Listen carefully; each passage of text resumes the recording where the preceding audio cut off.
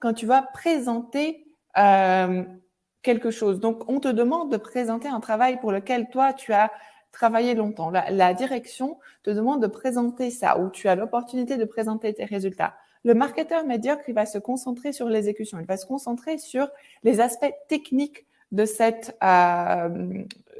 résultat, de cette tâche. Il va dire, ah oui, là, le coût par clic était tant et j'ai dû faire telle optimisation et ensuite je suis entré dans la campagne, j'ai changé telle chose et il va se concentrer là-dedans. S'il est en train de faire une brochure, il va dire, ah mais ça, tu vois, j'ai changé telle chose, ça a pris du temps, oh là là, tu te rends pas compte l'effort que ça a été pour faire ces images-là, pour les trouver. Il va se concentrer sur l'exécution. Le marketeur de haute valeur, il va prendre le même livrable, la même lot de travail qu'il a accompli et il va se focaliser sur la solution. Il va dire, avec cette brochure maintenant, on arrive à communiquer au-delà de ce qu'on arrivait avant. Donc, nous, notre force de vente est là un matériel de qualité qu'ils peuvent présenter aux clients.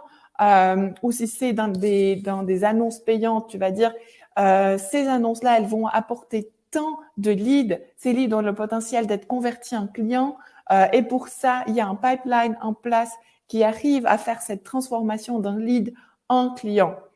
Là, tu apportes la solution et tu dis, dans cet exemple, et le potentiel de chiffre d'affaires, le potentiel de croissance pour l'entreprise est de temps si tu arrives à le chiffrer.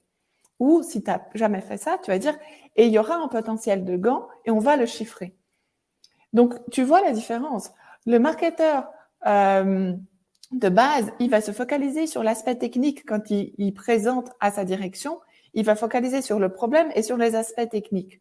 Il est tellement la tête baissée dans l'exécution qu'il n'arrive pas à comprendre que quand il doit présenter à son management, il doit penser solution et il doit apporter la valeur que son travail a dégagée à l'entreprise, plutôt que les difficultés de l'exécution ou les détails de l'exécution. C'est ça la différence entre un marketeur de haute valeur et le marketeur de base.